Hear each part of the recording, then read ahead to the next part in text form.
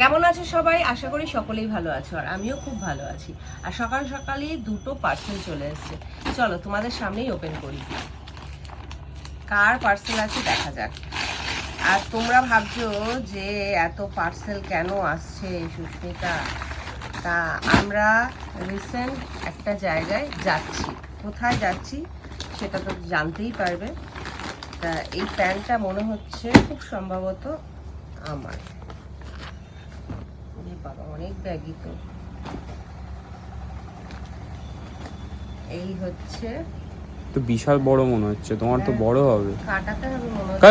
কাটা দেন না, পরে দেখলে বুঝতে পারবে। কোমরটাও তো অনেক বড় লাগছে। 32 লাগতো, 34 এনেছো। হ্যাঁ, ব্যাগি প্যান্ট 32 লাগতো তোমার। যাই হোক, পরে দেখো যদি ঠিকঠাক হয়। আর আরেকটা কি সামনেরটা বুঝতে পেরেছি, খুবই সিম্পল।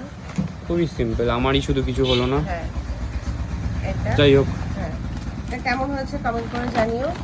আর এটাও দেখা যাক কার আছে, কার আছে, কার আছে, কার আছে।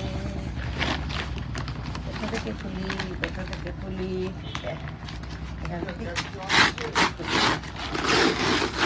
জুতো আছে, ঠিক আছে। এবার জুতোটা কার আছে?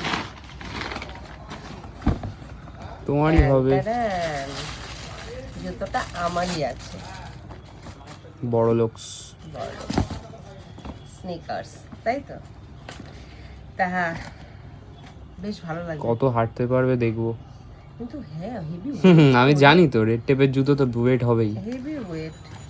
মামা অর্ডার করে দিয়েছে তো। হ্যাঁ, এগুলো স্টাইলের জন্যই ঠিক আছে, এগুলো পরে হাঁটা যায় না।